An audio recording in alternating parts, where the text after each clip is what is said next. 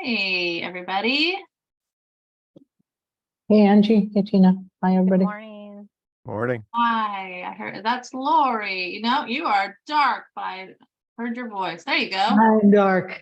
Good to see everybody. So happy August from wherever you are.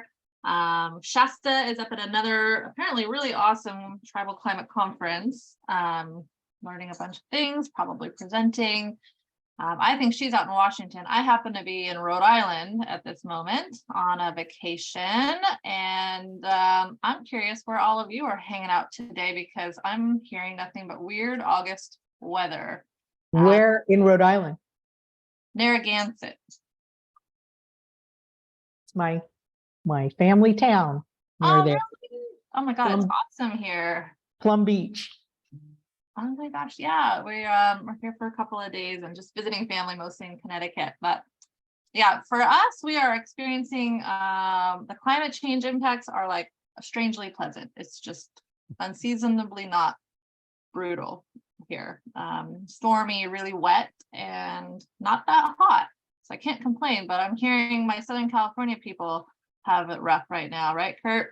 Yes, it looks like as of last night or this morning, the tropical storm is now a hurricane. So it's looking like on track to reach us this weekend. So Saturday through Monday, we should have some pretty heavy rains, thunderstorms. The original forecast is 1 to 2 inches, but a couple things I read said it might hit a category 3 before it starts fizzling out, which means I'm expecting up to like 4 inches, and desert might even get more from monsoon. So yeah, it's now officially hurricane season in Southern California, which is weird to say, but If you're not from California, please know that we don't get these alerts. This is not normal. That's nuts, Kurt.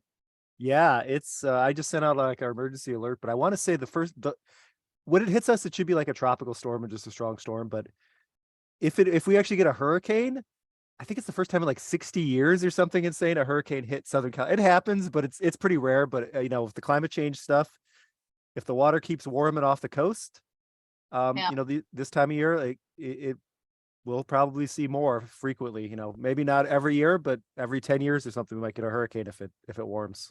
Like all bets are off. You never know what to expect or plan your summer vacation around, I guess. What about anybody else? Where are you hailing from and what weird weather are you experiencing? Does anybody else want to vent / share? It's beautiful up here. I'm up in coastal Mendocino County, Fort Bragg, and it's warm for us. It's 70. It was in the mid 70s yesterday. So the locals are freaking out and the tourists are happy.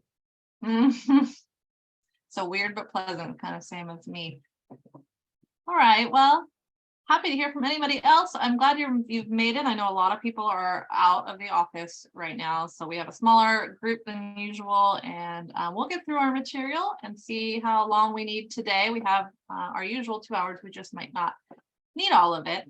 So this is our 10th webinar in a 12 webinar series. So we are rounding the corner here, getting close to the end. Today, we are going to focus on the third of 3 strategy dives. So if you've been with us the last couple of months, we have spent time in strategy dives. What that has meant is let's really take a look at, at what kinds of strategies are out there, what tribes are doing, what does it look and feel like to actually implement these things. Today, we are focusing on 2 categories that we haven't gotten to yet, the last 2 of 6 categories as we talk about it: operations and management, and intertribal or interagency collaboration. And so we'll talk about what do we mean by those categories, but they're a little bit self-explanatory. We're going to go into some detail on some examples, and hopefully you guys have all brought some examples of what that might look like at your tribe. We'd really love to hear how you're implementing these kinds of things and what struggles you're having or success stories, lessons learned that you can share. I just thought we would peek back at what we've been through together over the 10 months we've been together so far. So, we know we've gone through a lot of lessons around vulnerability and how to do a plan, an adaptation plan, talking in some detail about things like coordinating with emergency management and talking about communications, talking about accessing funding, And so here we are out in August on our third of 3 strategy dives, and then we've got 2 more left, so September and October, where we are going to have some good conversations that are sort of, the trajectory has been figure out your vulnerabilities, figure out how to plan some strategies, implement those strategies. Then we're going to talk about things like accessing and protecting cultural data and TEK for climate trend analysis and real-time action. And so I'm excited about that conversation. I feel like that's pervasive along the whole stretch between vulnerability assessment and ongoing implementation. And then this last one about, okay, well, how do you, now that you've done some big things starting to implement, how do you report and share those successes with decision makers, stakeholders, and other tribes? So that's where we're headed. And then if you are feeling like you want more, there is a tribal summit, our 3rd tribal climate summit, tribal climate and health summit that's coming up in November 8th and 9th. And so that will be the following month. If you feel like you're really going to miss us, that's what we'll be doing. We'll be having a summit at Paula for 2 days. Maybe Tina could go ahead and try to add that in the chat for us, and folks can register anytime. All right, so today's outline is kind of our standard. Actually, hang on, I need to do a little mute. If people haven't been to Paula and can go to this conference, it's really nice. Yeah, I think last year's went really well. It was super fun, and Paula's a great place to stay. Let's see here. Almost got that registration link for the summit. All right, sorry about that, guys. My kids' monitor was in here, and they're loud. Okay, so Yeah, I just dropped the registration link for the summit there in the chat. Perfect. Yeah, that one's going to be very interactive. We're going to be hoping that like this series, our attendees are going to be partially helping to speak about their experiences and share and exchange knowledge with each other. All right, so this format for today is similar to what we've been doing the last couple of times. We'll do our reading discussion. We'll have a little lesson. Then we'll all speak about our own experiences doing this kind of work. There'll be a discussion where we use Mural to put down and capture some thoughts and what we know, and that will get turned into a wisdom well, and then we'll wrap. Okay, so as always, all of our materials are in the Google Drive folder. There is also a resources hub. So all the materials that we've been using these last 10 months are all there for you, and also a worksheet. So maybe Tina can also, if you didn't see it in the email, she can send along the worksheet number 10 to follow along for today. There's some reflection questions in there. You could use it to kind of get some notes down as we talk, and also some information about our next reading and reflection questions for that. But since last month, we did ask you to do a little bit of reading. We always assign something, and you don't have to do it, but this one was a pretty easy one and kind of interesting. What we asked you to do was to look at the BIA Branch of Tribal Climate Resilience 2022 Annual Award Summary. So give me a little thumbs up or some emoji or something in the chat to tell me if you've applied for this grant, the Tribal Climate Resilience Grant out of the BIA. I got a thumbs up from Lori. Give me an emoji, anybody. I have for certain applied many times, and that's actually how we fund this training and other trainings that Paula has done. And so what I wanted to really take a look at was primarily category 10, since we're really talking in this phase of the webinar series about implementation. So it's category 10 was new last year in the BIA Tribal Resilience Program. They were not funding implementation prior to, I think it was last year was the first time. And so they awarded a bunch of grants to support implementation of climate adaptation strategies. And I thought, let's look at that, because we're talking about what actual tribal strategies look like, and what better to look at than the most recently proposed strategies that are coming out of tribes for this, probably the best program in the country. I really think if you're looking for money, this is the most aligned dollars to get, not so difficult to get, and pretty easy to administer, I think, compared to some other agencies. It's really tailored, obviously, for tribes. So I threw a a few of the first ones. There were 17 awards. I just threw a few up here on the screen. Maybe Tina can drop the reading link in the chat here for everybody to easily be able to pull it up. Maybe you looked at all of the awards, but in this case, I kind of thought we would focus more on implementation. I have a few prompts. So what kind of awarded tribal projects did you find inspiring or applicable for your tribe's needs? What intertribal models did you see represented in the awards, meaning multiple tribes working together? We see that a lot in the BIA awards. It's favored to see tribes work together, or to have tribes, just have the benefit be spread across multiple tribes. And then finally, what other programs have you seen that help tribes and tribal coalitions operate and manage adaptation strategies? So, or any other thoughts you had while looking at this? Love to hear it.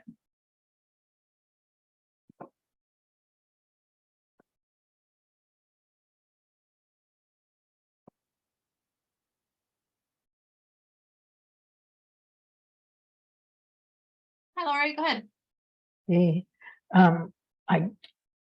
I don't remember the exact, there were a couple that I saw that were collaborations between federally recognized tribes and non-federally recognized tribes. I really like that because I think elevating all the tribes is a great way to go. And I just want to second your climate change grant. I was in a conference with the Pacific Northwest Climate Change Network yesterday, and people were talking about how easy that one is to get and administer both.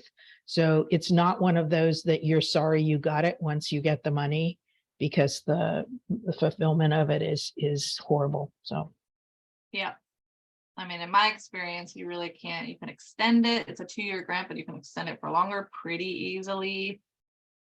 You can do amendments and things. Anyone else?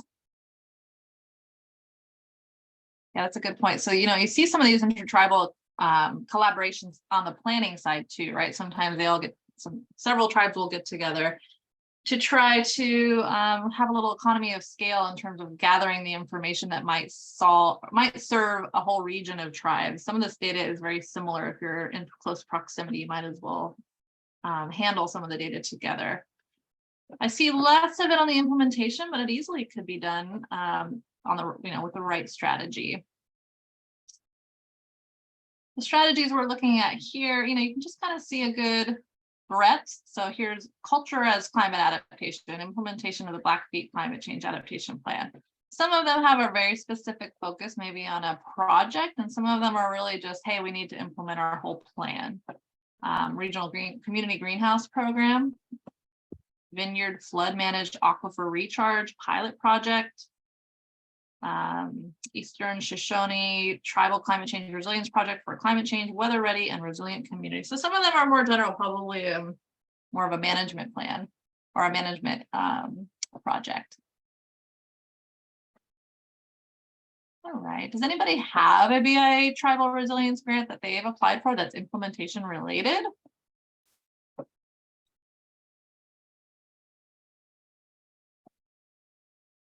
Okay, well, just a reminder, it's available now. So Lori and I are wetting the whistle here, trying to encourage you to apply if you haven't already, because you can apply for planning, you can apply for capacity building, you can apply for travel support, and you can apply for implementation.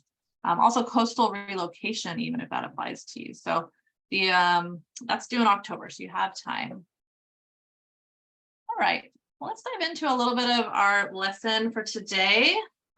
So like I mentioned, we've gone through the vulnerability assessment process, tried to capture some of your knowledge, what has been difficult and successful for you. Same with adaptation plan. After the adaptation plan, you're on your way. You've adopted it, you're implementing it, and then eventually you're evaluating your progress and updating it, which, by the way, is exactly where we are with Paula now, who is about to hit their 5-year mark and about to update this thing. And we're going to have some interesting innovations to share, I think, on that. But here we are. So, implementing what? implementing what we consider to be 6 different categories. And that's just the way we slice and dice different adaptation strategies. There's probably others that might slice and dice them differently. So we've talked about policy planning and land use and community engagement and notification. That was the first strategy dive. Last time we went through infrastructure improvements and data information technology. That was in July. So today we'll talk about cross-agency collaborations, or I think earlier I called it interagency or intertribal collaborations, and operations and management. And just to explain what we think we mean by that, oftentimes we can't go about these tribal adaptation strategies alone, especially if it's outside the jurisdiction of a tribe, off of tribal lands. It may really require collaboration with some other kind of an entity. So it might be a tribe collaborating with a non-tribal entity. That could be a local government, some sort of a utility, some sort of a federal agency, state agency, or intertribal collaborations. And we see a lot of those. So the other category is operations and management. That's for us meaning, well, a strategy doesn't always mean to go build something. It doesn't have to be an infrastructure improvement. It could be just managing what you have differently. And we see that a lot in flood management or wildfire management, habitat management. And so we'll talk through some examples to make that a little more real. So you all are familiar with the Easy tool by now. One thing you can do to actually just go look at the kinds of strategies that we think of when we're thinking of these categories is to go into this Easy tool. And this adaptation strategy type here in the middle, those are all those 6 categories we talk about. You could just filter for any of those and get a whole list of the kinds of strategies that we have come across that tribes are using to adapt to climate change. If you want to get more sophisticated about it, you can use other filters. So say, I am a tribe that's experiencing temperature extremes, so I want to filter under this exposure. And I want to look at those kinds of impacts, say under column L, that are affecting cultural and spiritual health. Then show me all of the adaptation strategies in this menu that you would use, or you might recommend to address those vulnerabilities. And so, and then you could also categorize by the type. So that's one thing to do. If all you're doing is you're at the beginning of the process and you know what your vulnerabilities are and you're looking for strategies, this is a place to start brainstorming. It's not a complete list. It is just a set of good suggestions. You could take it or leave it. And the rest of this is about evaluation of those strategies and early planning.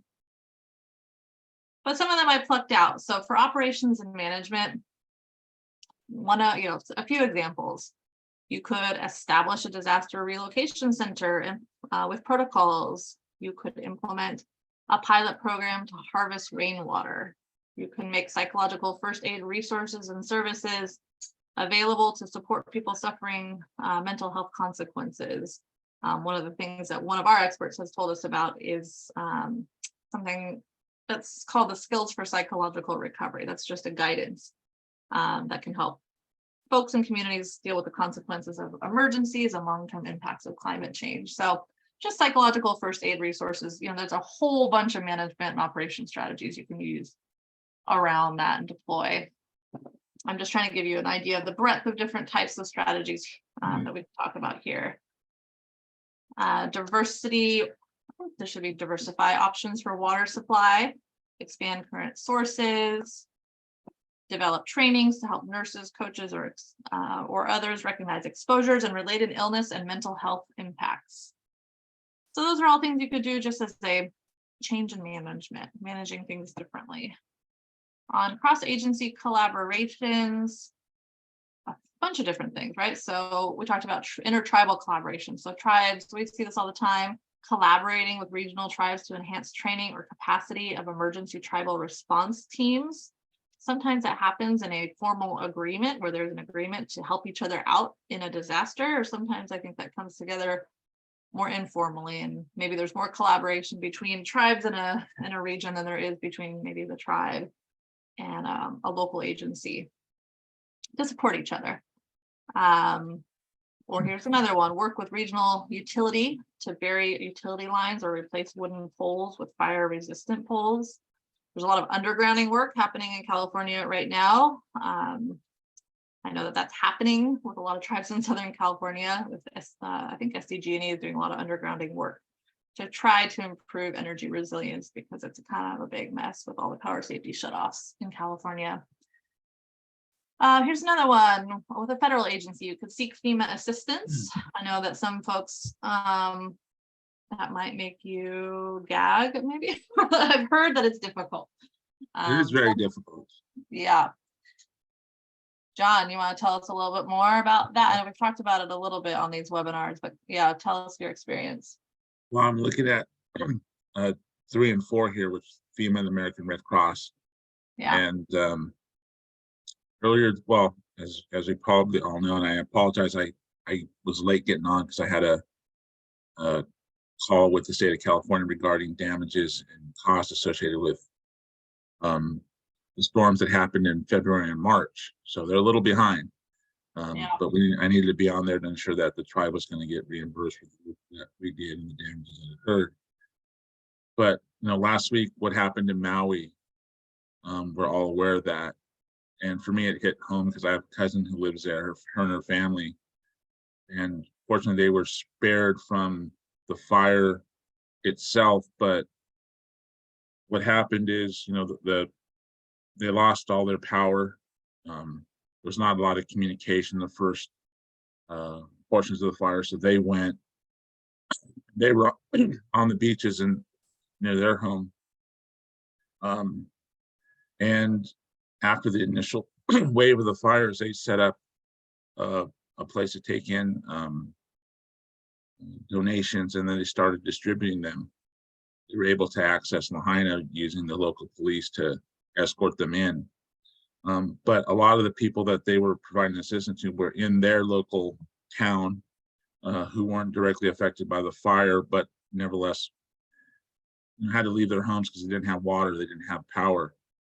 When they attempted to seek assistance from FEMA, the American Red Cross, when they finally got there and set up, they were turned back because they weren't actually located within one of the shelters that they were servicing.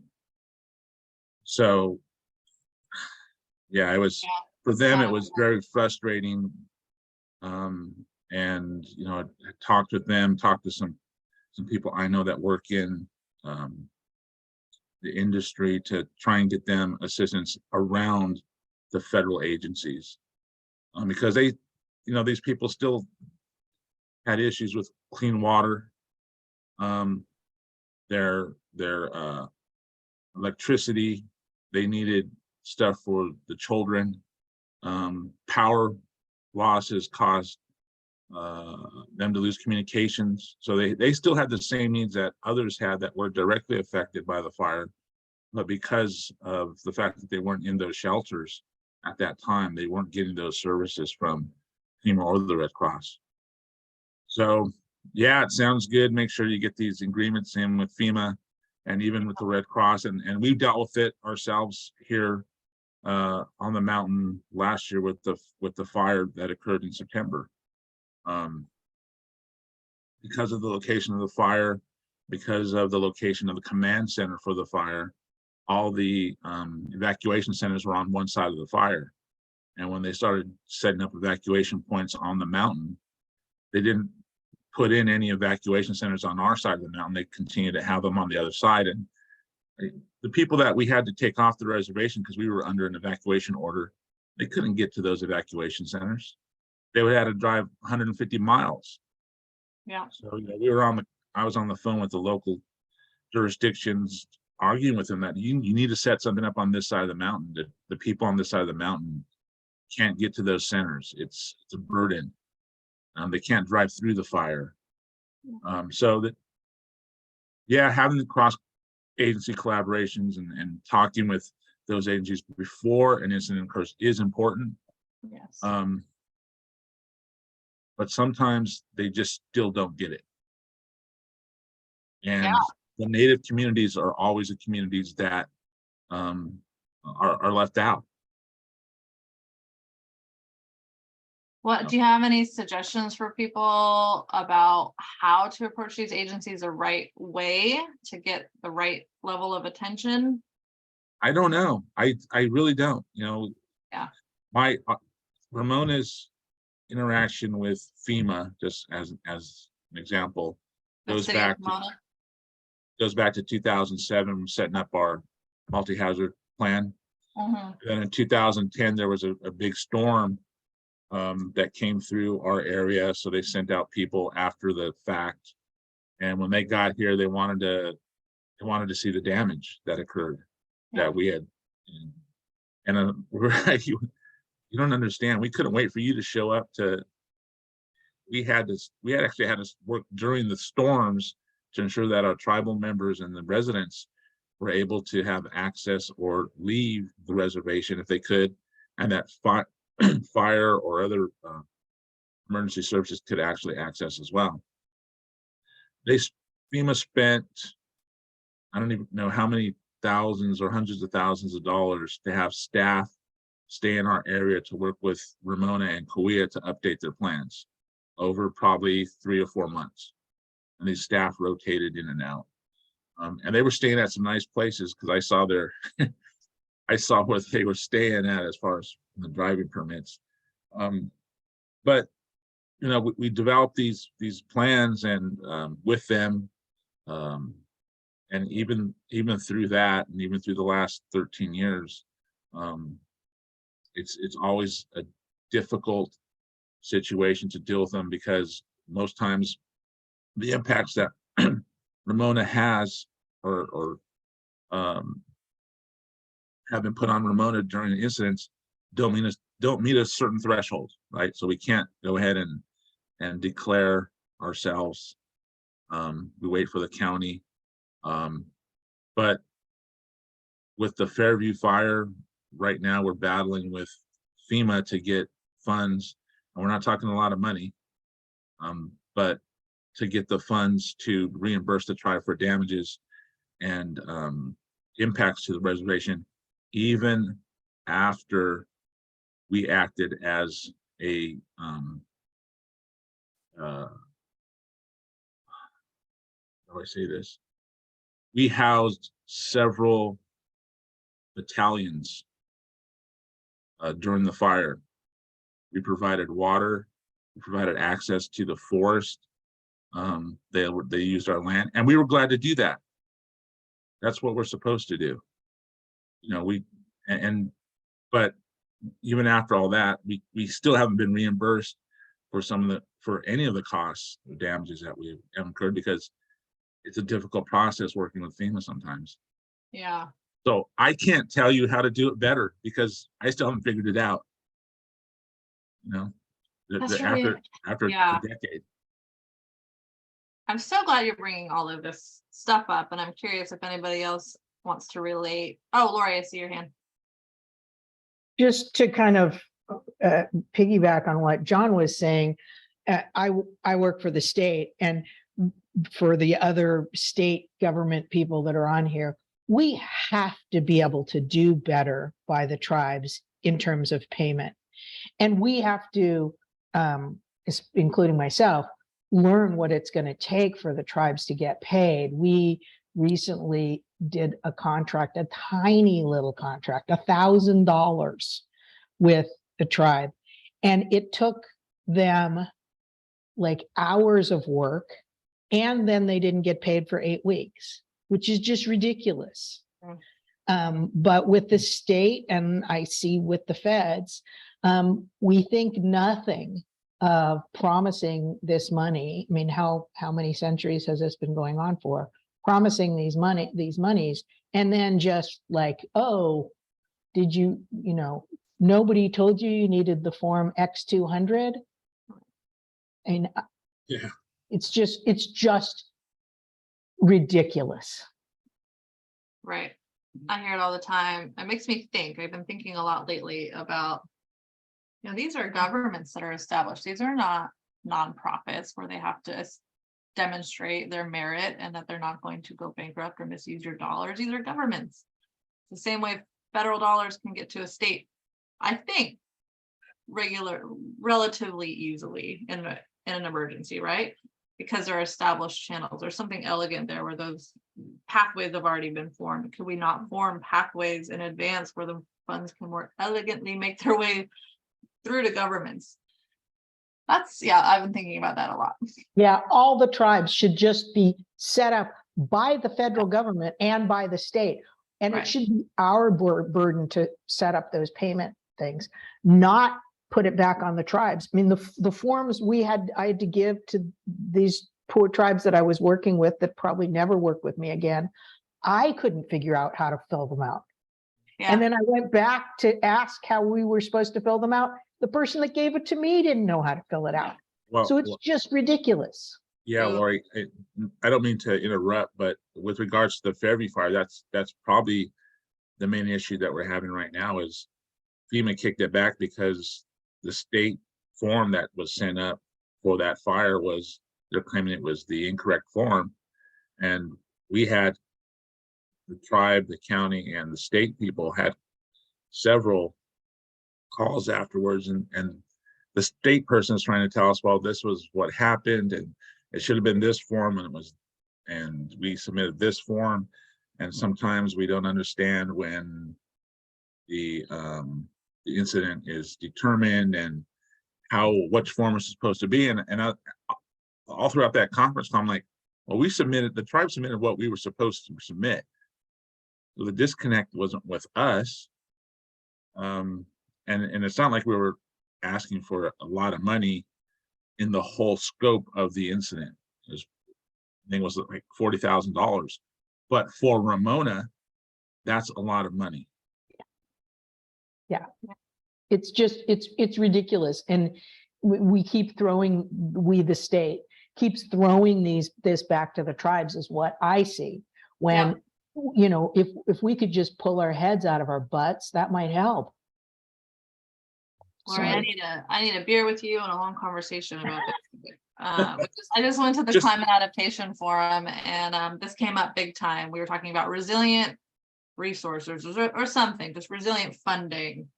And my big epiphany is this issue is all the funding wants to get to disadvantaged communities, right? Like lots more funding is trying to get targeted to the people that really need it the most. Great. Why are money holders still saying, oh, you're drowning? Okay, now dance. Exactly. Okay, I mean, could we flip the script and have it reverse engineered so that the agencies become more of these scopers, the scouters for investable projects, to take more of the onus on of scoping out and delivering projects? I don't know. Well, and the only way I figured this out, and it wasn't really a figure it out, it was just me kind of losing my shizzle, is I wrote a personal check and told my boss that's what I did. And so and she was like, oh my God, you know, and then our legal counsel got in it all of a sudden and paid the tribes right away. But wow. I think if I not done that, we still would have just been sitting had I, you know. Yeah. Wow, that's incredible. But you know, it's systems. But I think the big lesson here, and thank you, John, for raising this, is it makes a lot of sense to collaborate with these agencies, but don't expect it to be fast. Don't expect it to be efficient. And so what we used to talk about a lot with Dr. Douglas Walker when we did a lot of psychological, we were doing a lot of work in like psychosocial resilience. And he would say, in a disaster, nobody's coming for you. But really, I mean, he said the best thing you could do to prepare is to know your neighbors. And that really stuck with me, and actually has been true whenever I've been in close to disasters. You can't expect the federal government to get there the next day. They're not gonna. I think there's this over-reliance and overconfidence in some cases about like the government's gonna come in and fix it. And maybe we need to find a way to be more self-reliant. And so that requires some level of foresight in the planning process. Like, how bad can things get, and how can what do we really need to do, be prepared to do for ourselves for at least a few days? Right, and I think that's the mindset we should all have. And that's how Ramona approaches it, and has been approaching it since 2010, because remote location. You know, we have one road in, one road out, and that gets cut off. We're responsible for taking care of our own for how many ever days that may be. Yeah. But it's also based on the reality that even if you develop these relationships with these agencies, they're not going to get there until a couple days later. It never happens quick. And even the local jurisdictions, sheriff, fire, it's, you know, they have responsibilities to other jurisdictions, and tribal jurisdiction is not the top of their list. I'm curious for others on the line, who do you rely on? So say a disaster happens in the first few days after a disaster, who can you rely on?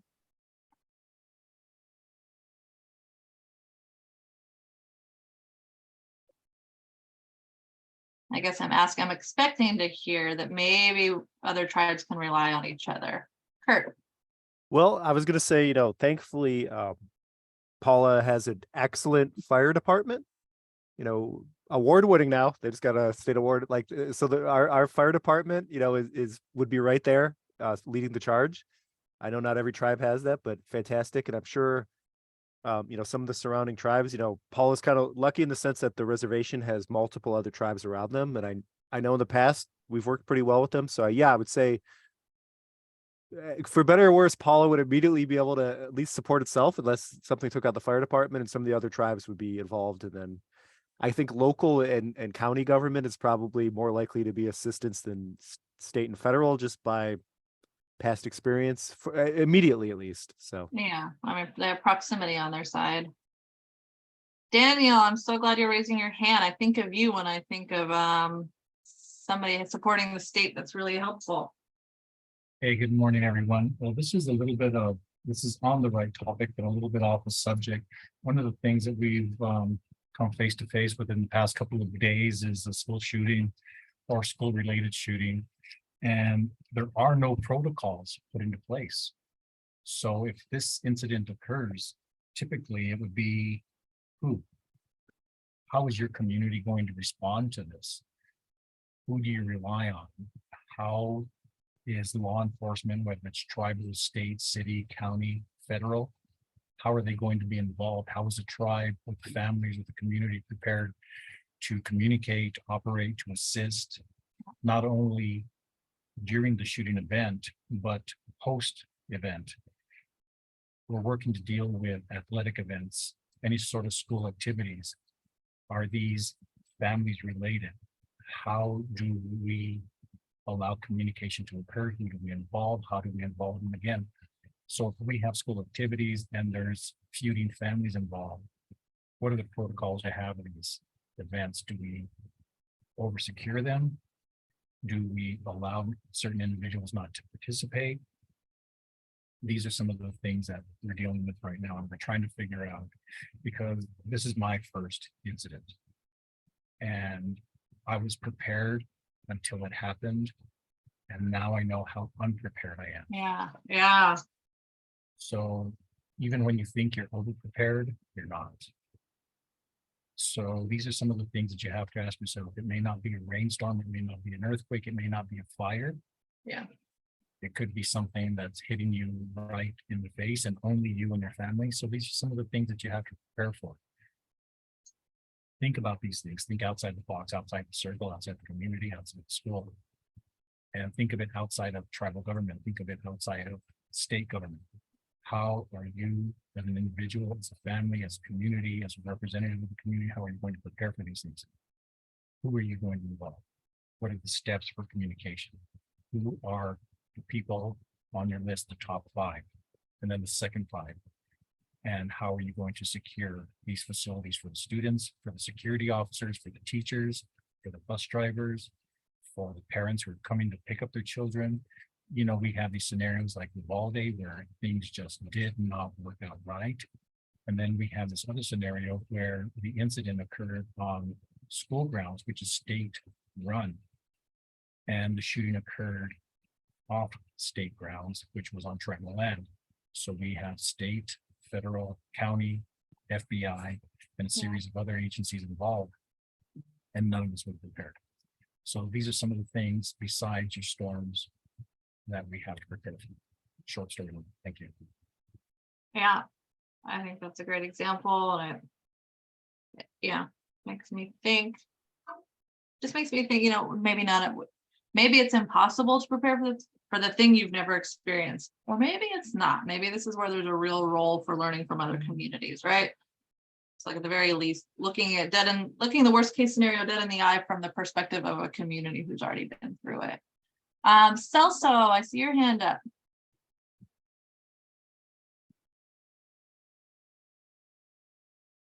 Celso, are you able to unmute?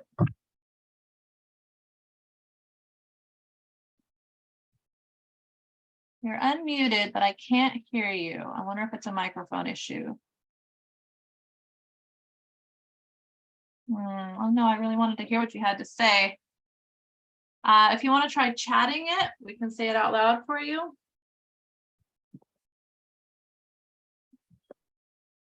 Okay, we'll wait and see if we hear you or see something from you in the chat. You can also try calling in. That's an option too if your phone works better than your computer microphone. I haven't been monitoring the chat here. I'm trying to see if there's anything else that needs to be lifted up here out loud. Does anybody else have any thoughts? This has been good already. I definitely wanted to invite you all to share about your experiences. This has been already like a deep and fruitful conversation. Totally relevant to both operations and management and cross-agency collaboration. I had some other examples here, but you guys get the drill. I think the conversations we're having are just right. I would just add that, not everything is a disaster. So whereas, preparing for that disaster and how difficult and clunky maybe it is to have a bunch of entities come together quickly, it's maybe, maybe we see it be more successful when it's more of a long-term strategy.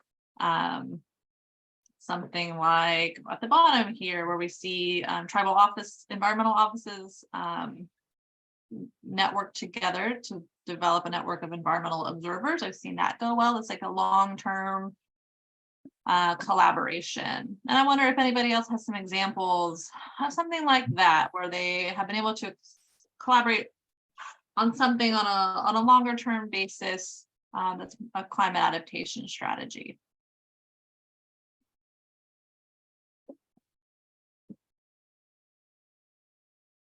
Well, Yes. Oh, go ahead, John. I'm sorry, I didn't mean to cut anybody off. I was trying to raise my hand, but it wasn't working.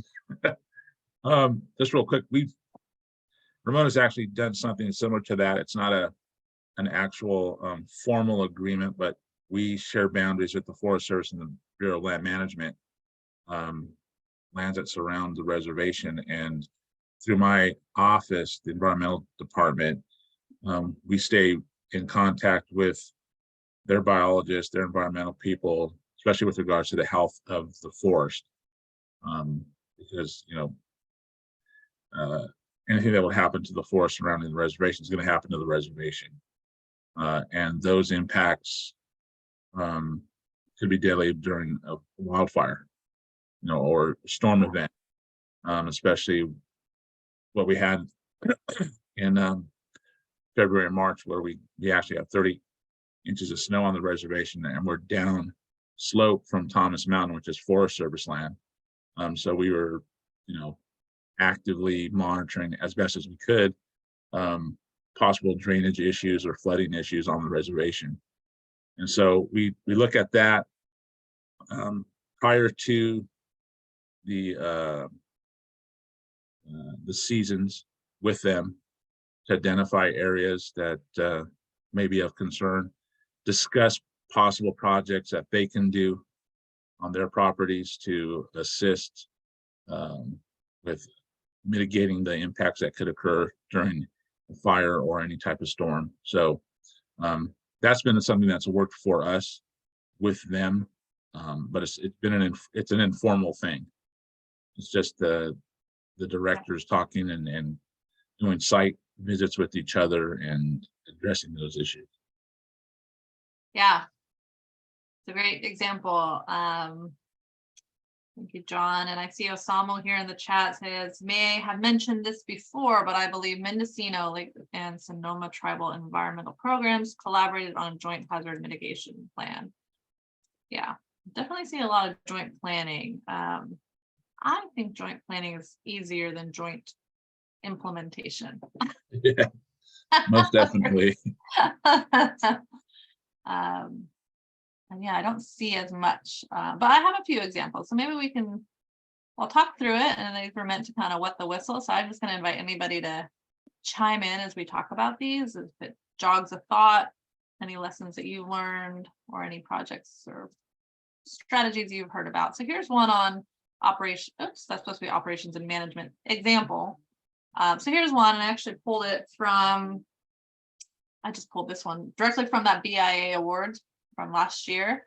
This is an awarded project worth almost $1 million out of Fort Belknap Indian Community in Montana. So you can see where they are on the map near the Upper Missouri River Breaks National, I think that means park. And so they did a rangeland water improvement project. Here's, they're working with a variety of different agencies. So obviously they got dollars from the BIA, but they also were working with the, let's see, yeah, they got their money from category 10. And it looks like the funds were dedicated to the implementation of a rangeland water improvement project that was created by the FDIC Agricultural Resource Management Plan.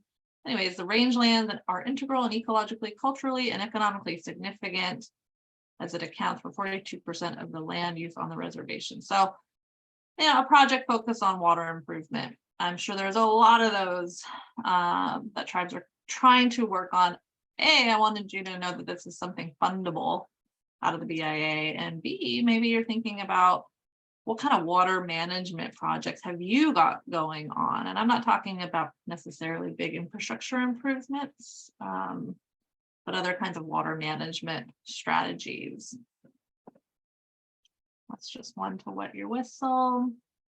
And then I actually wanted to invite Kurt to speak too. So Kurt is the wildlife biologist with Paula, and he has done a whole bunch in operations and management in terms of habitat and ecosystem management. And a lot of this stuff relates to climate adaptation in a pretty significant way. So go ahead, Kurt.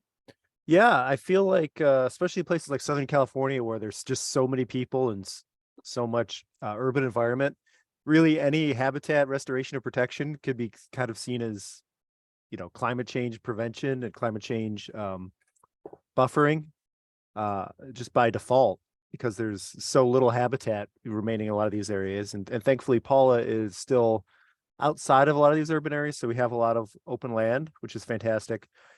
We've got a few projects going on. We've got a couple, we have a current and a almost happening. It'll happen in about a month or so.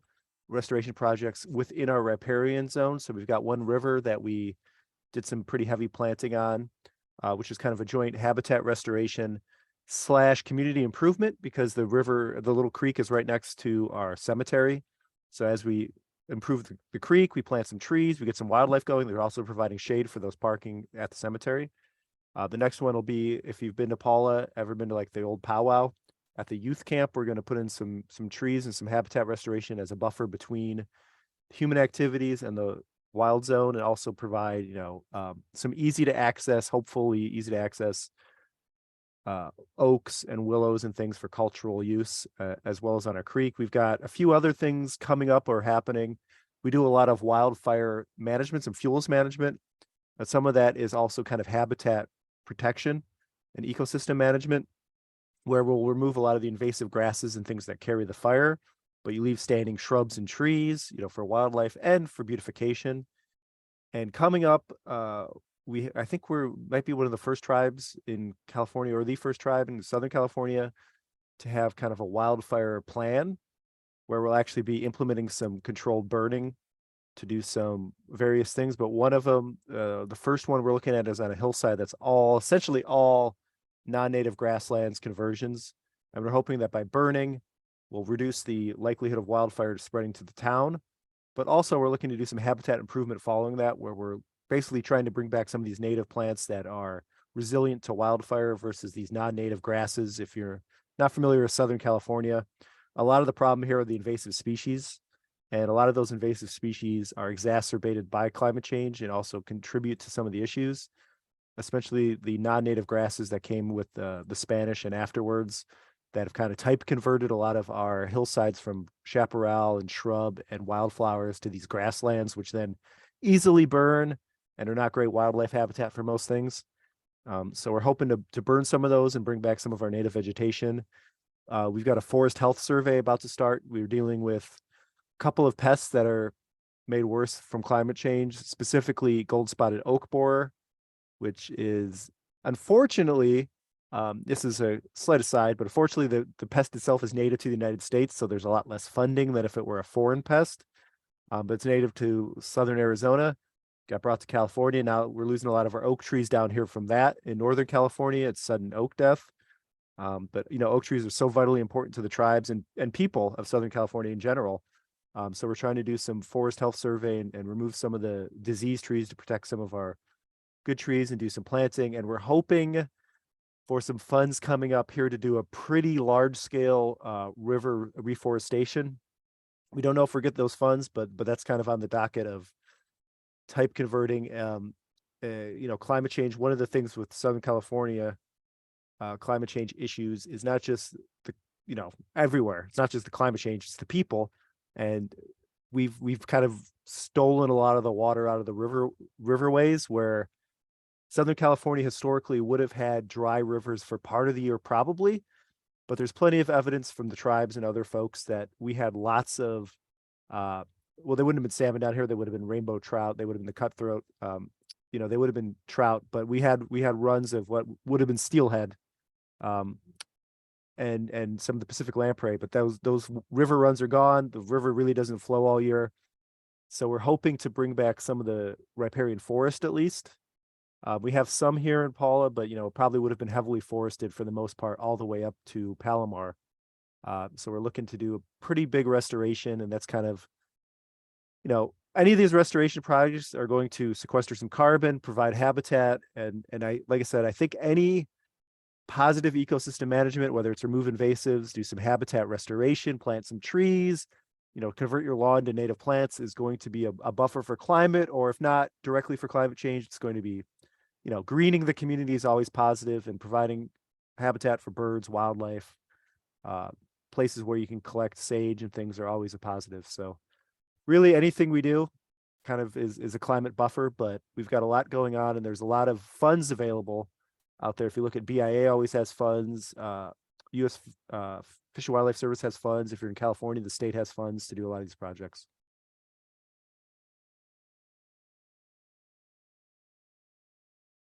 Thank you, Kurt. You've been doing this work for a while, and tribes have obviously been doing habitat preservation and ecosystem management and restoration for a long time. A lot of that had to do maybe with more man-made changes in the past. But how are you seeing, even in your time in your career, that work has changed? How has it changed due to climate change? What do you have to do differently now with climate change as a factor when you're doing habitat and ecosystem preservation? Well, one of the things that I've been doing that I think a lot of land managers, there's kind of multiple schools of thought. And the traditional land manager idea is keep the current conditions. And a lot of the people that are wildlife people, wildlife biology people, you go to these meetings and it's like, well, we want to return to kind of the post-colonial conditions. And both of those to me are essentially impossible for most of these habitats. We can't suddenly remove this invasive grass, the brome and stuff that's all throughout the Southwest. It's not going to happen. So in my mind, I think over time, I've really moved towards changing for what we expect the environment to be while providing these kind of things we have. And what I mean by that is there's a lot of groups and people doing great work to figure out, where we can source, say, trees that are more resistant to drought, right? When we want oak trees, can we find a population more resistant to drought and start planting those here? Or can we plant plants that may be native to a little bit drier, hotter areas that will do well? Can we get more, say, if we're doing landscaping, instead of planting some of the sycamores that are higher water species, which are native, can we plant, say, Palo Verde, which are native to a little bit drier in the desert? So you have to do a lot of these decisions on what you're looking for. And really the other big thing I think for this kind of work is managing funds. There's a lot of money available, but that money only goes so far. So do you want to, in my mind, I always say like actions are what I focus on. Angie probably hears this in a lot of meetings where we're talking about these things. I'm like, well, what are we going to do? Like, let's just get to the action. It's great to have all these implementation plans, but I think just doing something is better than doing nothing in the sense of, over time, if you plant one tree, that's better than planting no trees. If you plant one shrub, that's better than planting no shrub. If you plant one wildflower, that's better than no wildflowers. So I think a lot of the overwhelming concern of climate change and stuff, try something. I mean, even if it fails, you've done something, right? Even if you plant a tree and over time that tree doesn't live, you still provide habitat. A dead tree still provides some habitat and use. So I think really, you gotta find funding, manage the funding, make decisions about not the current conditions or the past conditions, but what we think the future conditions will be with climate change. And then, do something, even if it's such a small scale that, you feel like, oh, I don't know if that's going to impact, in your front yard, plant a native plant kind of thing. Love that. And because you guys are so good at Paula, you have the future climate conditions in mind. I'm sure as you're doing this work, that gives you a little superpower maybe, in trying to avoid the worst. All right, well, I see Lori's got a comment here, and I saw Stealth, so I think you tried unmuting yourself again, and I still cannot hear you. I'm so sorry. Love to hear you. So Lori, do you want to lift this up out of the chat? I dropped a link to a report by the Bishop Paiute tribe, and they were doing a study on native grasses, and just by accident, a wildfire came through, and the plot that they were studying burned, and the adjacent plot that they weren't studying burned. A year later, they came back and looked side by side. The area with non-native grasses still looked like hell. It looked like it had just burned. And the area with native grasses looked great. And so it was a really nice, just accidental happening that turned into a wildfire study. Yeah. Fascinating. And I know a lot of you guys are doing habitat restoration or preservation, ecosystem work. I'm curious. I'd love the same question I asked to Kurt. How has that work changed? What are you doing differently as you're trying to adapt to climate change? Does anybody else have a thought there, or have a question for Kurt?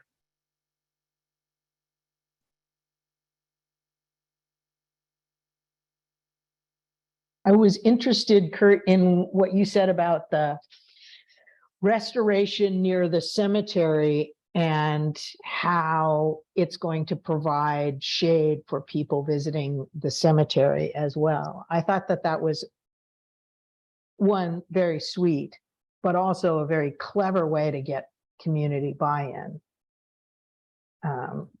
So I thought that's great. And same with the youth area at Paula. It's a beautiful area with I think the exception of a single elderly oak tree, no shade at all, other than the things you have set up.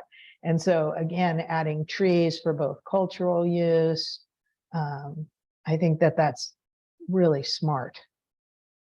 Thank you. Yeah, I remember years and years ago, I attended a talk and they were talking about, even in these pristine areas of the world, they were talking specifically, it was a research project on the Amazon, right? The thick jungles of the Amazon, where they would go back and you would look at some place where we didn't even think indigenous people had lived, and it had been burned and it had been tilled. No part of the earth is really untouched at this point. So I like to think of it as, doing actions for the stuff I like, which is the wildlife, but focusing on the people as well, regardless of what you're doing and where. And yeah, it always helps to get the buy-in of, we could put up a sign and say, look, we're doing this habitat restoration in our office and we planted these trees, and let us know what you'd like to see here. And it, gets a little community involvement. And even the people that go, what does that environmental office do? We don't like them. They go, oh, okay, we like trees. We like shade. We like having some white sage against the road, those kind of things. Well, Kurt, we want to come see. We were talking about doing like a walk-in talk when we come out for that summit. Maybe you can walk us around some of these projects. We would love to do that. It's more peaceful. So cool. Okay. Well, that was awesome. Thanks, Kurt, for joining us for that. I wanted to mention one other example here, operations and management. I showed you guys this last time, but I wanted to share a different example. This is the, it's actually an example of a couple things. So cross-agency collaboration, only to the extent that Caltrans gave the money to the Polyband Mission Indians and the Humboldt Indian Village of California for this transportation adaptation planning project. And one of the things that came out of it was, there was a plan, and like we said last time, there was some advanced planning that happened, which basically meant that the firm that I got to work with, that's more of an engineering and design firm, actually did some advanced planning on a couple of the measures that came out of this plan. So a couple of the strategies that we really wanted to focus on that were high priority, we wanted to kick it further down the field, and we did some design work on them. Talked last time a little bit about more of an infrastructure project, but now I want to tell you a little bit about a storm management, a storm infrastructure inspection and monitoring system that was designed. And so it just was a high level kind of protocol for, and maybe I can even pull it up, but like a high level protocol for how you might differently inspect stormwater infrastructure, because the problem was that the tribes were equally, both of them, having a hard time with just having the right information handy when a stormwater came through, like the condition, like basically how would you know where your stormwater infrastructure is failing?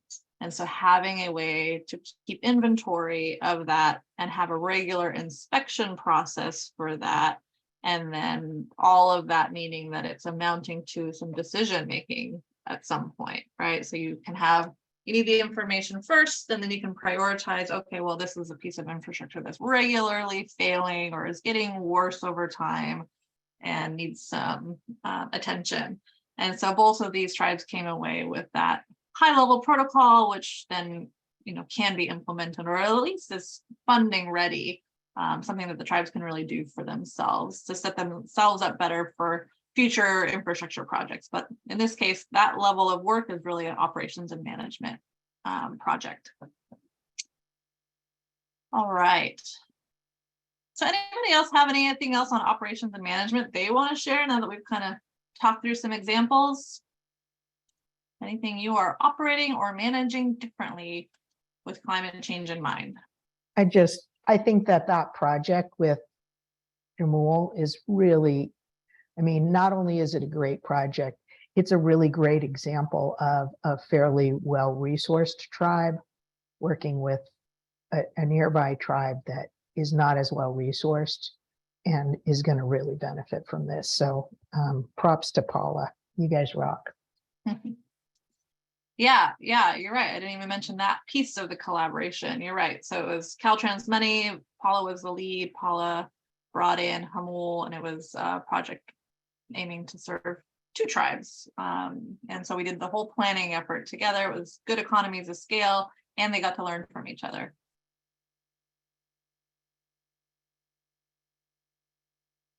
All right. I have just a couple of cross-agency collaboration examples, even though we had a good discussion earlier, but these are a couple of kind of intertribal examples. So I'm just going to bring up SCTCA. So that's Southern California Tribal Chairmen's Association was recently awarded 2 grants, one from the National Science Foundation and the other from the state of California for a regional climate collaboration. And so those 2 pieces of those 2 grants are now funding the development of something they're calling the Tribal Energy and Climate Collaborative, which is going to serve all 25 tribes that are part of the Southern California Tribal Chairmen's Association. And so this is, it's not the first time these tribes have worked together. They've obviously been part of the SCTCA for a while, for quite a while, and they've collaborated on certain things. But in this case, they will get to have access to dollars to really build out what will end up being capacity building to broaden their ability to bring in additional dollars. So it's sort of an economic development activity, a way to kind of turn up the turbo boosters on all of the energy and climate work that these tribes are doing by giving them more access to capacity to go reach out for dollars. and that those dollars revolve back around and turn into an economic opportunity for the tribes. So I don't have a picture for that. I meant to grab one, but that's a really recent thing, and it's partially led by the Paula Band of Mission Indians. Again, we talk a lot about Paula. I'm just bringing to you examples that I'm aware of, just to help jog your thoughts about the kinds of things you all might be doing to collaborate. So this one isn't as much about, it's not yet about implementing, but it's about getting the resources necessary to start implementing some big scale, probably intertribal energy and climate initiatives. And then here's another, I think this is an important one to bring up on cross-agency collaboration. We're talking a lot about how non-tribal entities can collaborate better with tribal entities.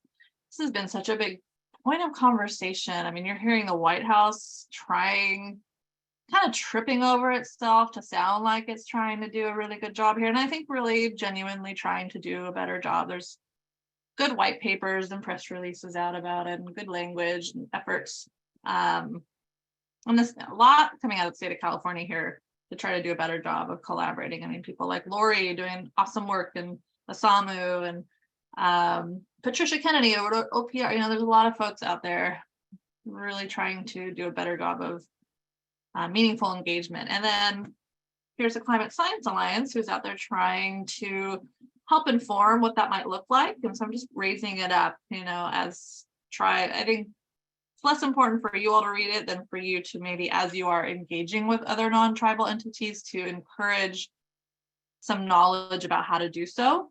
And so I don't know if this is a reference guide that you would want to send out to the agencies that you work with, or if there's something else that you like, that you would like, something else that can be instructive, so the tribes don't necessarily all individually have to go out there and educate these agencies about how to do this well.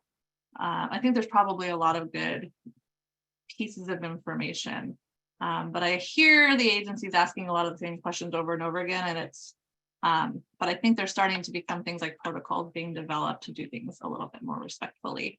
Anyways, if you haven't read this one, this is from the Climate Science Alliance. It's called Building Authentic Collaborations with Tribal Communities, a Living Reference for Climate Practitioners. So, you know, this is just undergirding the whole topic of collaboration. If that, you know, doing so requires respect.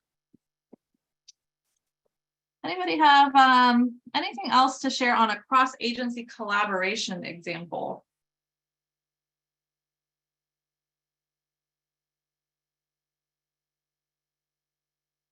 Okay, well, next time, this kind of is a good dovetail into our next webinar, where we get to talk more about protecting and using tribal knowledge and tribal information. We'll talk more in detail about doing that with non-tribal entities, and that'll be a good conversation for next time. All right, I wonder if just one last call for any other discussion or questions here before we move into our mural. Okay. Tina, did I miss anything in the chat here? Anything that should be lifted out? Okay. All right, so like we did the last two times, these are our prompts for our mural. And our mural is basically like a live note board. And so we have a few prompts for discussion. We'll do it as a group here. We kind of already started talking about it. So maybe you, Tina, and I can already start plugging in a few things that we've heard. So for each of the categories we've gone over, operations and management and cross-agency collaboration, we're going to talk about what adaptation strategies in this category have you implemented? And we can talk about things like what needs is the strategy aiming to address, what lessons are you learning, what worked or didn't work, what advice would you give to other tribes? And the same, and then the second prompt is what other strategies in this category are you interested in trying to implement? So it's kind of a two-parter. What have you already done? What are you thinking about doing next? All right, so I need to share my screen, and this might get clunky because I am on a one screen, which I never am, and it's torture.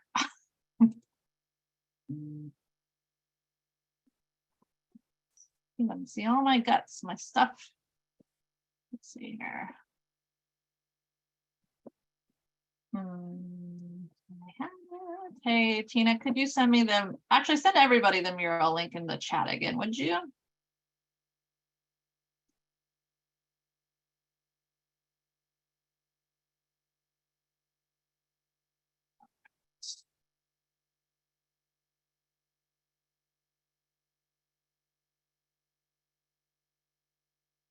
Tina, did you hear me there? Oh, there we go. Okay, so everybody, you can open up the mural link. And I will do the same. And you can try to throw a note in here. If you can't do it directly, then Tina and I will be taking notes as folks say stuff out loud. You can also throw something in the chat. There we go. Does anybody having trouble accessing the mural?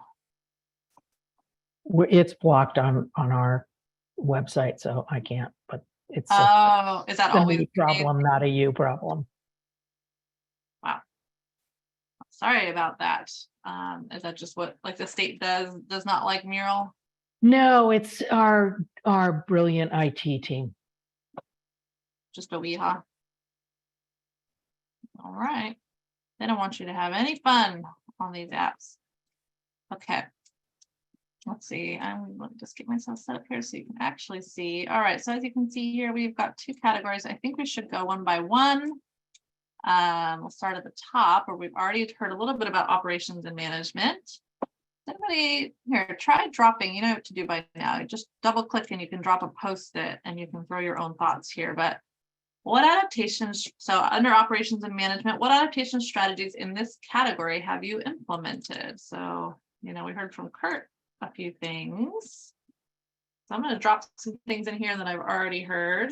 Like, well, I talked about storm water infrastructure inspection.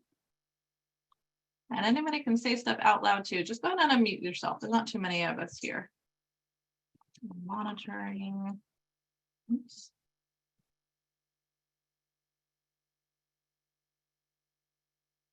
Let's see. Kurt talked about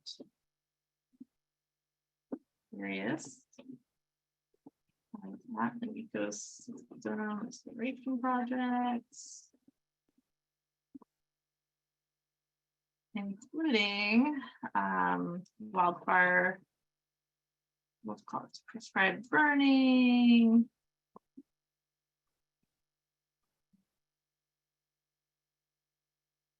invasive species management.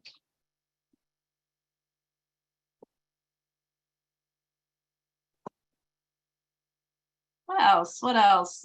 John was talking earlier about having an evacuation process, changing the way that they're prepared to do evacuations on the other side of their reservation. During, what would you say, evacuation planning or evacuation calls.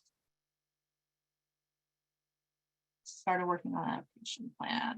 Okay. Great. Oh, I see somebody trying to enter. Who else? Samu, we haven't heard from you out loud. I don't know if you're available with your mic, but I would love to hear. I know you're working with several tribes in California. Anything that you're hearing that's sort of in this vein, and if we need to, we can go back and look at the, some of the examples. But I think that one helpful thing when you're thinking about implementation is trying to figure out, what your RFP template looks like, because then now we're talking about actually hiring, sometimes like firms to help you, construction firms and other even like project management places. So I guess I'm not working currently with any tribes that are in the implementation phase, but just taking a look over the list in the BIA grants, it's really interesting to see some of the aquifer recharge project.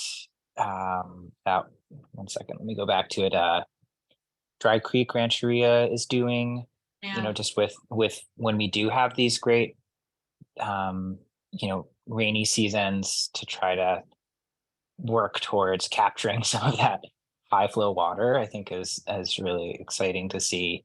And then, and then I guess just thinking about how during the planning phase, you can start to get ready for implementation and recognize that, this is just the first step in the work, and that, you need to build capacity to actually manage those contracts once you get these larger grant sizes. So I think that I'd love to hear some more stories from tribes that have successfully brought on additional capacity to actually be able to move into the implementation phase. Yeah, great question. Big part of operations and management is getting people, human capital around to do things. One other thing that I've been more involved with in the implementation stages is actually in housing subdivision planning and construction. And I think, some tribes, not as many California tribes, but are working on managed retreat from high climate risk areas. And that involves a lot of implementation of both the infrastructure to support new housing subdivisions, and also the construction of them and maintenance of them, which I think is something that, many housing authorities, both local and tribal, struggle with. And, it's a cost that it's not as easy to get grants to cover. Yes. Yeah, we haven't talked about managed retreat at all, but that's certainly a management strategy. Has anybody been through that? Anybody been through managed retreat? Or even just housing, I guess, construction, new housing construction. I'm curious. Anybody on the line?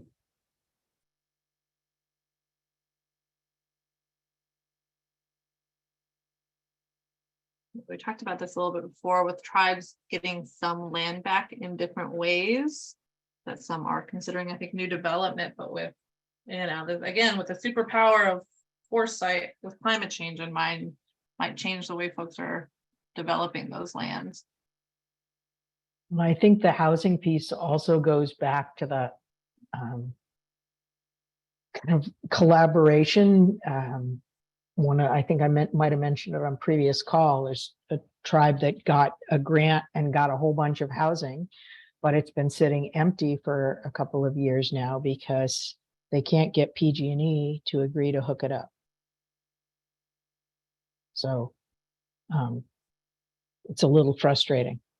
And they didn't put maintenance for the current housing into the housing plan. So now they have elders in really horrible housing conditions because they have brand new houses, just nobody can live in them.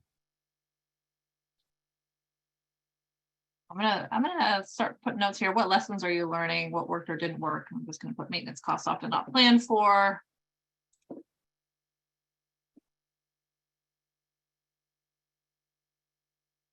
And I would not have thought that getting PG&E to hook up houses would be a difficult thing, but it has been a nightmare.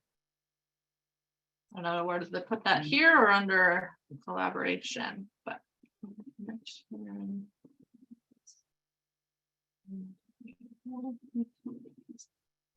going here. Eric, nice to have you here. I'm glad you've made it. Just so you know what we're doing, we are in our discussion where we're on mural. There's a link in the chat. You can feel free to add if you can.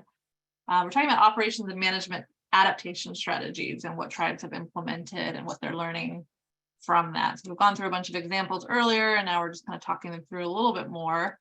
I don't know, Kurt, are you still around here? I don't know if you want to chime in on any, since you've been through implementing so many of the habitat and ecosystem projects, what advice you might give to other tribes? Gosh, I don't know. I mean, there's so much advice. I could probably go on for an hour just talking about that. The big thing is for any of these projects, there's usually, especially right now, there's lots of funding available. So my first advice is always look and see where the funds are, but make sure the project you're working on lines up with the needs of the community as much as possible, like in kind of multiple ways. And especially for tribal communities, a lot of it's the overlap with the cultural needs versus the, biological needs. Even if you have to do something that is kind of mandated by whatever, if you're building a casino and you have to do a mitigation project, you can always work out a way to include the cultural landscape in there.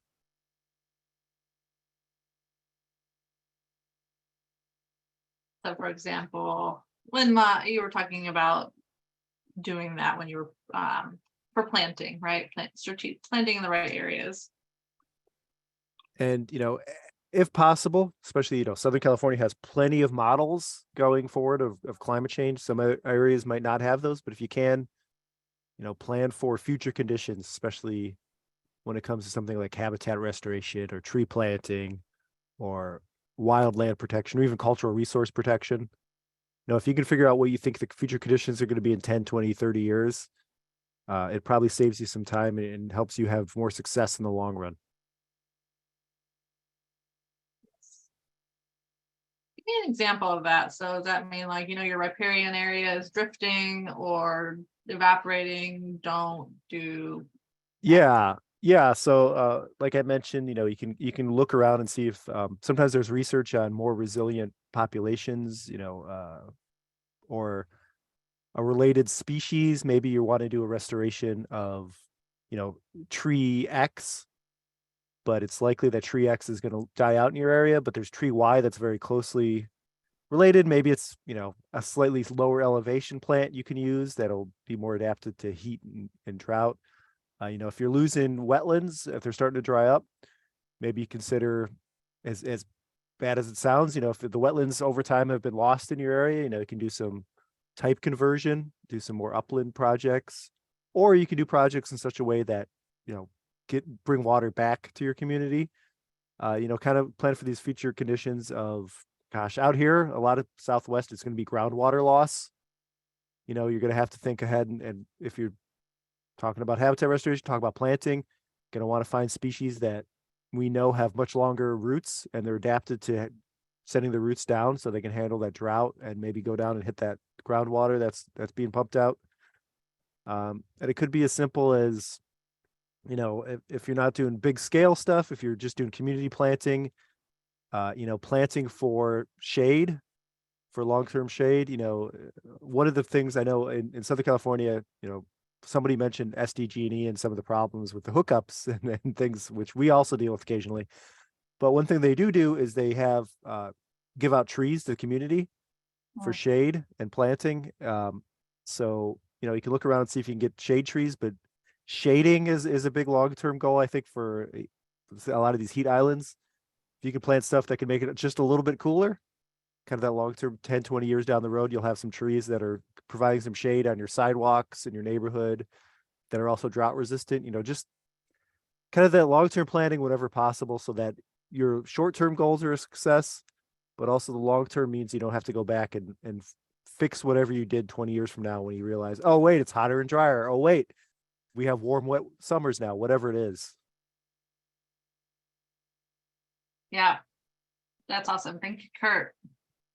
And, John, you were talking about evacuation. I don't know if you have advice. I know you didn't have advice necessarily for how to work with FEMA better, but do you have advice for what you learned in terms of you went down the rabbit hole of looking at your risks in terms of evacuation?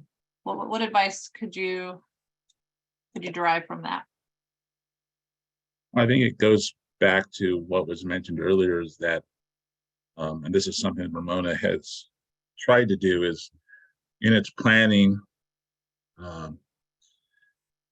realize that you're going to be responsible for your own for a certain period of time. And I know there's things out there, you plan for 3 days, plan for, food, water, and all this other stuff. But I think with regards to that type of planning, yeah, it makes sense, but also you got to carry it over to the other type of planning. When you're looking at habitat restoration, what's the ultimate goal? When you're looking at getting rid of invasive species, the ultimate goal is to try and create an environment a safer environment for your community. Try and get back as much as possible to how it used to be, which was safer, and that will have dividends and allow you to meet the goal of providing for your own for the prescribed amount of time that you believe is necessary. We personally believe 3 days might be a little low, just Yeah. because of where we're located. Yeah. And realistically, if that road gets cut off, the only way they're going to get to us is helicopter. So, even then we're looking at, we have places on the reservation that we've identified with CAL FIRE and the BIA for landing areas on the reservation. Right Yeah. now is, we're looking at this Hillary coming in that's going to bring impact to Southern California. And I have to go look at and think about an escape route that was put in during the Fairview Fire in September.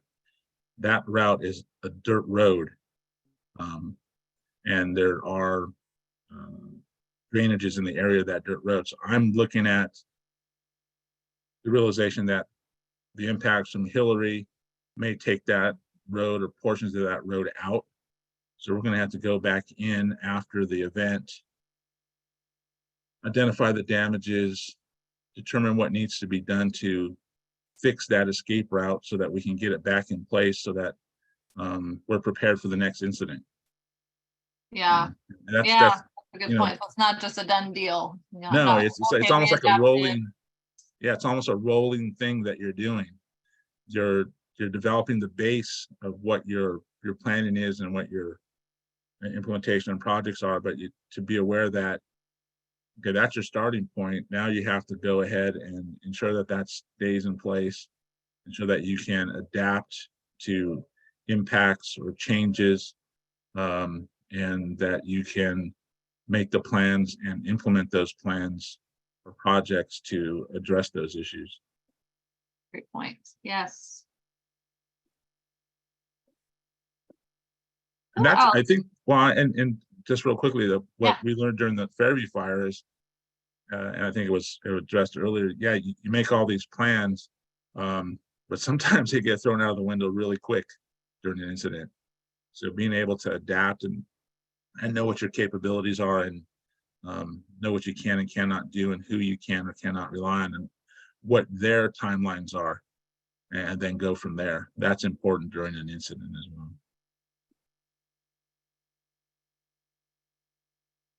Yep. Yeah, kind of back to what Daniel was talking about too, just being as prepared as you can for something you've never experienced. Who else? I know a lot of folks are sort of maybe earlier on in this process, not quite into implementation yet. So I'm wondering if there are other strategies in this category that folks are hoping to be able to implement. I'm hearing a lot of tribes in California talking about bringing back prescribed burning. Right. I'm going to throw that here because that was raised earlier. What else? And not just prescribed burning, because CAL FIRE does prescribed burning, but cultural burns where Yeah. there's some sense brought to the burning. 100% agree. Can you explain what you mean by that? The difference? Well, I used to work for the Forest Service when I was young and strong, and in Ramona. Oh, And we used to just, like, during fire season, not before fire season, we would just burn. Sometimes because we thought an area needed to be burned out, sometimes because we wanted to do some training, sometimes for some other reason, but there was no sense applied to it. We usually, but not always, caught the fires that we set. When I see cultural burns, I see some sense being brought to them, thought around the time of year that they're happening, thought around the location, thought around the intensity of fire. When we lit fire, there was little, if any, thought to the intensity of the fire. The cultural burns that I've seen with tribes, there's a lot of thought to getting that mosaic pattern on the ground, a low, slow fire that's going to creep along. And when agencies that I've seen listen to the tribes, really listen and not just argue with them, it's turned out wonderfully. I don't know if that's helpful. Yeah, Yeah, really. that was a good explanation. Purpose and intent, I think.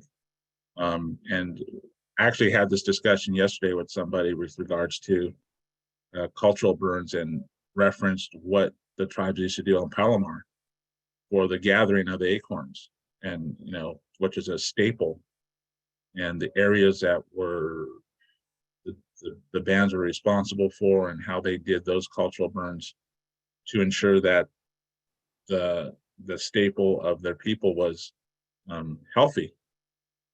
And of course that would stop because European ideas came in and thought, well, that burning is bad, and now we're getting back to it. And yeah, so the purpose and intent was, there was always something behind it. It wasn't just to do it.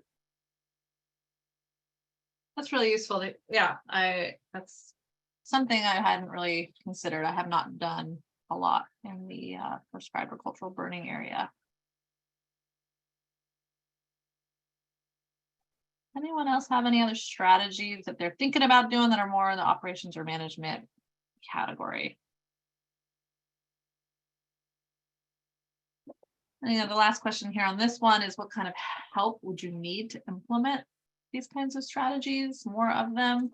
I'm just going to put something here that I think continues to come up, and I think with this category, operations and management, what we're really talking about is something that needs manpower to keep it going, right? So it's not an infrastructure improvement. It's not a one-time thing. It's an ongoing thing. And so I'm just going to put recurring resources for either permanent staffing or outside help, but either way, you need to have core permanent staffing to oversee it. One of the good things I saw a Strategic Growth Council did with the grants that they funded is they had kickoff meetings that included the admin people that fill out and okay the forms. So right up front, you knew who to talk to about filling out forms, who could tell you if the form was right, answer any questions. They did that before anything. And so I think that was super helpful. Yeah.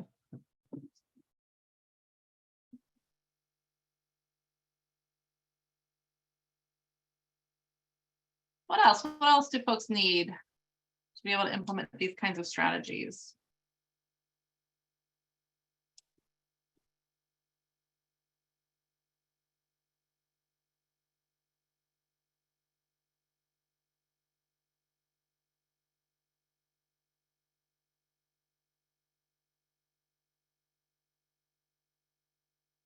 All right, well, let's go over for a couple minutes over here to cross-agency collaborations. And we had such a good conversation earlier. So I want to capture some of what was already said. So what adaptation strategies in this category have you implemented? And lots of conversations around, experiences, collaborating with FEMA or Red Cross, but maybe some lessons learned. What we said earlier, feel free to interrupt, but that in disaster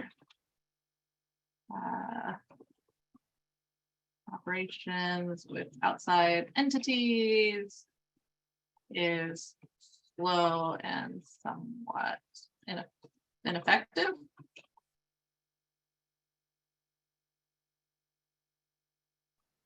And then need to rely on cells or partnering tribes. One takeaway from me. What else? What other adaptation strategies in this category did we talk about?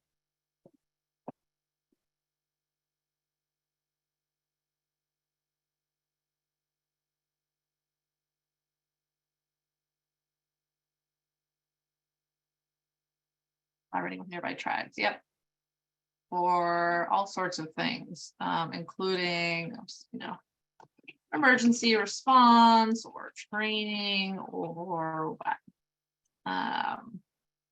We talked about environmental observer networks. How else are you guys collaborating with your local tribes? What else came up here? So outside of planning, but actually implementing something together.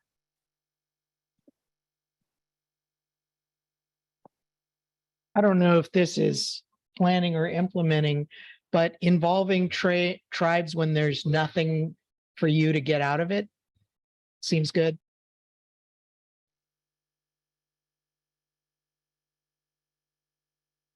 Yeah. And try. So you're thinking about that from like a state agency perspective. Okay. Like if you see a grant that it doesn't benefit you, if a tribe applies for it, let them know about that grant too. Or if you see something that a tribe was looking for, pass it on to them. Don't just contact the tribes when you want something. Ah.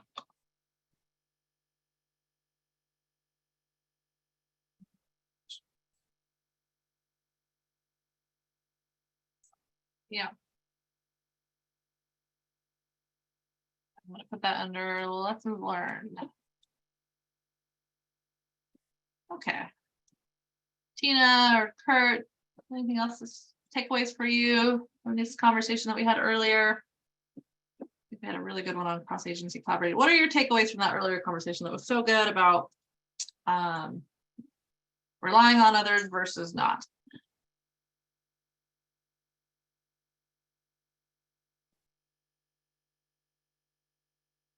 I mean, I don't know, for me, it just really comes down to you, like, kind of like counting on your neighbor sort of a thing versus outside agencies to wait for them to come.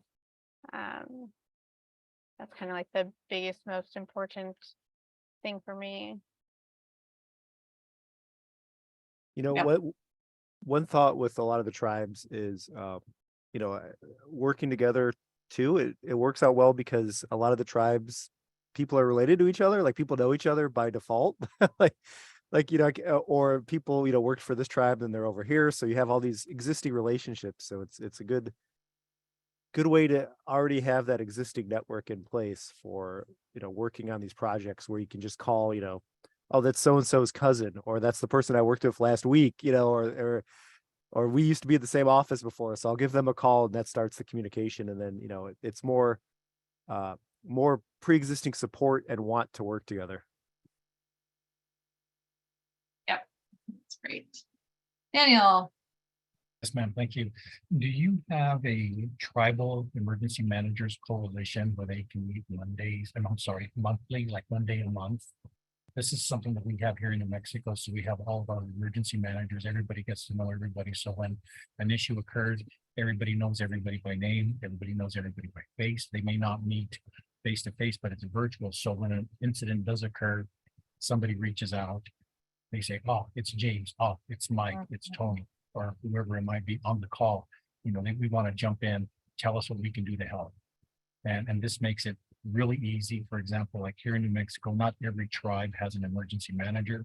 So we deal with their community health representative, their CHRs, or sometimes one of the tribal officials. And this is what has worked really good for the state of New Mexico. Communication has been vital. And because we're a large state, we're not California large, but we are very, in a sense, we have so many isolated packs of populations. And it makes it easy for everybody to communicate. In some areas, one of the difficulties that we have experienced is the fact that there is no cell service.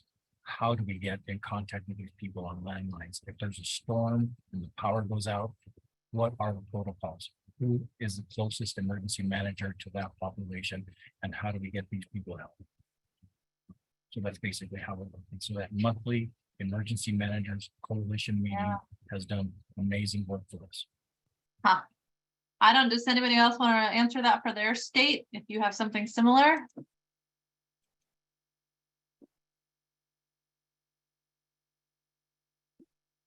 I don't know, Kurt or Tina, have you guys heard of that? If you guys are interested in setting something like that up, tell me what I can do to help. This is John Gomez.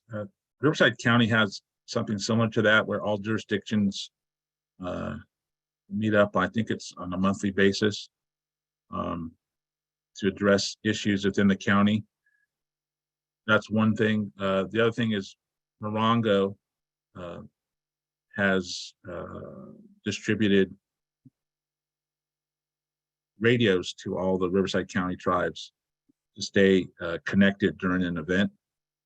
And we do monthly check-ins, which has been helpful because, for example, during the Fairview Fire, and even the most recent fires that we had here in the last month, there have been call-ups from the county requesting a tribal liaison to go to the EOC. And so we know who that person is there. Yeah. That helps. And then for Ramona, we've developed a really good relationship with emergency management people at Kuya and Santa Rosa, and even some of them in the desert. So we don't get together on a monthly basis, but we know each other very well, and we can call each other during an incident Yeah. and provide input or assistance when it's when we can. But it is helpful, and the jurisdictions and the other tribes kind of know the status of Ramona in an incident, because we're responsible for getting out there, and they'll touch base with us as well.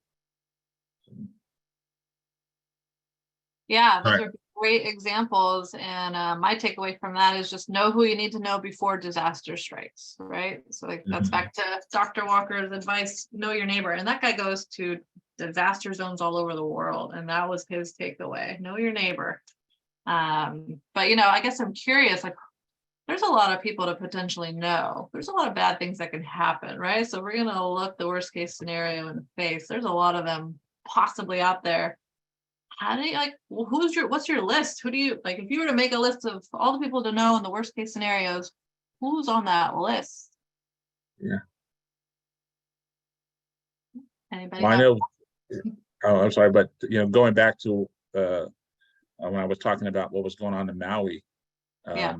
I relied on my list, and one of the persons on the list had a contact with a non-government agency that was there, and I was able to get in contact with that person, put them in contact with my cousin and the people that were there on site, and that worked out much better than dealing with FEMA and the Red Cross.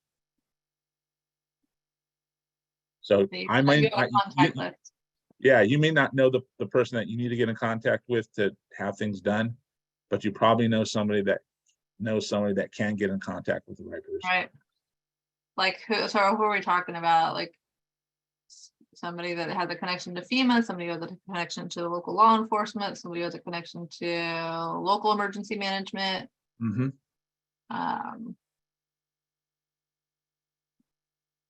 Yeah, and from a health perspective, I'm always thinking about that too. What can local health agencies do in disaster, or clinics? Do they have a role to play, or does anybody have a connection to the American Red Cross? That was another thing Dr. Douglas Walker told to us. He just said, be careful about the organizations that sweep in and out of town. They'll be there on day one, but who's going to be there on day 365? Excuse me, really quick on the Red Cross. One of the things you want to do to make sure, or to ensure their communication with their communities, is get your facilities what they call Red Cross certified. And that will become a member on the list. So whenever there's a time of emergency, maybe not in your community, but the next, they may call out to you, say, listen, do you have cots? Do you have chairs? Do you have space? Do you have PPE, whatever it might be? Get Red Cross certified. That way you prepare yourself, also prepare the Red Cross. Makes it a lot easier. So a facility is what gets certified, not a organization. It could be both, because where does an organization exist? Where, if it Yeah. exists in a specific community, how do we prepare this community to become Red Cross certified? If it exists within a facility, like an office within a series of offices, how do we get the entire complex certified, or how do we deal with the Red Cross, and how does Red Cross want to deal with you should an emergency occur? So talk to them, they will come in, they will give you the professional understanding of how best to respond to their request and vice versa. So Red Cross certification. There you go. Hey, Daniel, do you have a link? Because I'm going to throw that under the resources that we're throwing down here. That would be a useful link for folks. That's Let's see if- something you could do in advance. Okay, I'll dig it up. Thank you. Anything else anybody wants to share here? Any, we're talking about other strategies you might think about in this category that you want to implement, or just what would you need to implement more of these interagency or cross-agency collaborations? What do you need?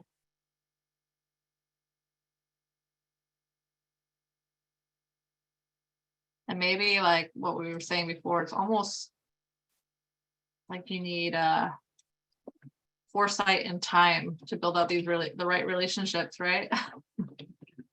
And Time, willingness. yeah, and like willingness on the other side, right?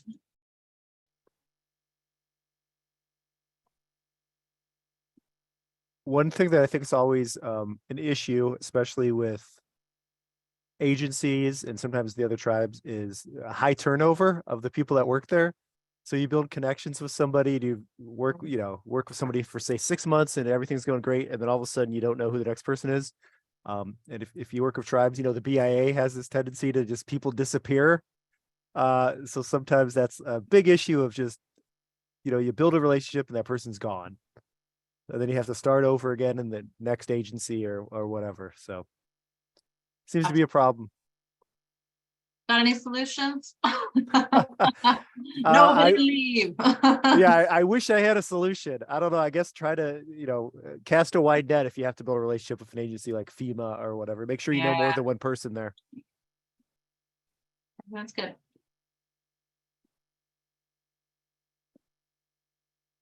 Hi, this is Eric. I'm the public health officer for the Tule River Indian Reservation in the Central Valley in California.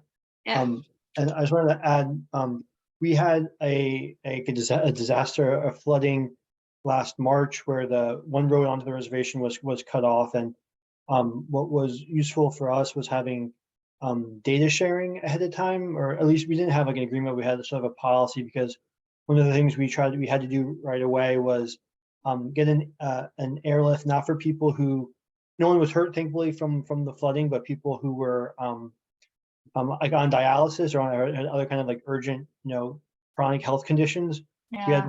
We had to get airlifts for them in and out, because they were the ones that were like the most put out by the flooding. So it wasn't like anything anyone who was affected directly by the flood, but because the one road was cut off, we had to look into airlifts for that. So having that kind of like some sort of policy or data sharing was useful for us. So tell me, who was that? That was between the tribe and who else? So for us, there's a tribal health program that's technically separate from the tribe, which is where I work at, that's on the reservation. So it was between us and the direct tribal government, because they had to obviously okay the airlift and everything. So there were a few different partners on it, and then we talked with the county Mohawk, who actually did who actually like ordered in the flights and everything. So something you had that in place in advance, and then it worked. You're saying it actually worked well at that moment. I mean, it's so nice to hear when something works well.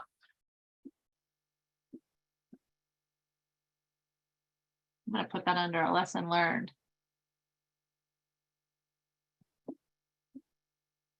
Well, great, you guys. Super good conversation. I think we got plenty on what will become our wisdom well. I'm gonna just bring up our last slide here and talk about what's coming next. And unless there's any last thoughts here that anybody wants to get out on these topics. I really like talking through these. I love when it feels more real and I get to hear what you all are actually dealing with on the ground, trying to make this stuff happen. Like Kurt was saying, just act. Well, it's hard sometimes, but we learn a lot from each other when we talk like this. So let me get this up. All right, so this is it. I want to thank you again for continuing to come back. We got 2 more to go after this. If you have a couple minutes after this, you can feel free to complete any of the reflections or notes in worksheet 10 that was sent out. Our next time we meet, we're asking you to do a reading if you have time before that. And this one's kind of a technical one, but because our next conversation is going to be on accessing and protecting cultural data and TEK for climate trend analysis and real-time action, that's the topic. We're going to have a reading that really dives into some of the details about why tribes need confidentiality with respect to tribal cultural resource protection. And so there's this interesting document, which actually you all might really disagree with, and that would be okay too, but it comes out of UCLA School of Law, Tribal Legal Development Clinic, and I just thought it did a nice job of reviewing some of the laws related to tribal not like protection of tribal knowledge, protection of tribal information, and stuff that I didn't know about. And so take a look at it. I think, you may know all of this, but it's another one of those documents that's worth maybe sharing with the entities that don't. Why it talks a lot about why do tribes really need to protect their information and how do they do it and what challenges are they facing in doing it, and how so often it's bungled with non-tribal entities not doing it appropriately, or when the information is received, it's misused or dismissed or otherwise not treated respectfully. Anyway, so that's the reading. Have fun with it. We'll have a good conversation next time. And so that will be September 21st. And yeah, until then, we really appreciate having this time with you. We'll send the recording and all the materials out and an email afterwards. I hope you enjoy the rest of your August. Thank you. All right. Thank you, ma'am. Have a good day. Thanks. Bye.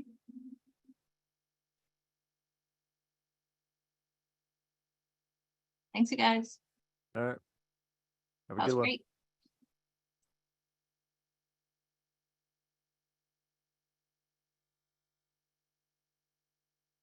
Okay, am I supposed to do something with this chat, or will Shasta automatically get the chat?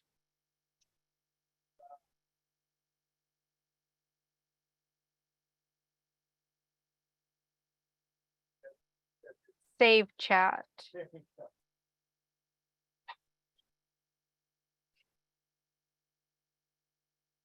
Yes.